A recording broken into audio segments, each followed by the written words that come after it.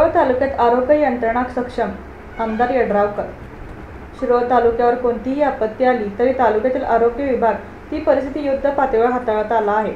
Corona काळ असो किंवा दरवर्षी येणाऱ्या महापुराची स्थिती असो, शिरोळ तालुक्याच्या आरोग्य यंत्रणेने सतर्क राहून प्रामाणिकपणे आपले कर्तव्य बजावले आहे.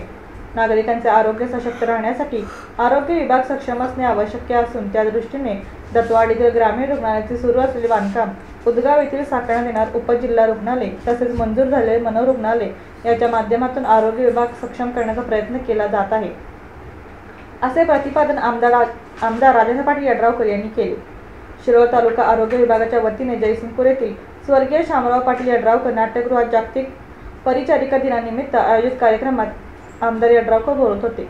या कार्यक्रमात आरोग्य विभागात उत्कृष्ट कार्य करणाऱ्या 32 कर्मचाऱ्यांचा सन्मान करण्यात आला. आमदार यड्रावकर यांच्या हस्ते सन्मानपत्र देऊन या कर्मचाऱ्यांचा गौरव करण्यात आला. यावेळी बोलताना आमदार यड्रावकर म्हणाले, शिरोळ तालुक्यातील आरोग्य यंत्रणा अधिक सक्षम करण्यासाठी दत्तवाडीतील ग्रामीण रुग्णालयाचे बांधकाम सुरू असून उदगाव येथील उपजिल्हा रुग्णालय व मनोरुग्णालयाला मंजुरी मिळाली असून त्याचे कामही सुरू आहे. यापुढेही आरोग्य सेवेत भर घालणारी कामे हाती घेतली जातील.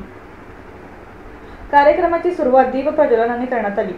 यावेळी आरोग्य विभागातर्फे रंगारंग सांस्कृतिक कार्यक्रमही सादर करण्यात आला. या प्रसंगी अमरसिंह पाटील, तालुका आरोग्य अधिकारी doctor Pandurang Khatavkar, doctor Kumar Kadam, doctor Rashmi Jadhavar, doctor Anil Kamte, doctor Bhushankumar Yamate, doctor Ashish Kadam, doctor Nitin Dhone यांच्यासह आरोग्य विभागातील अनेक अधिकारी व कर्मचारी मोठ्या संख्येने उपस्थित होते.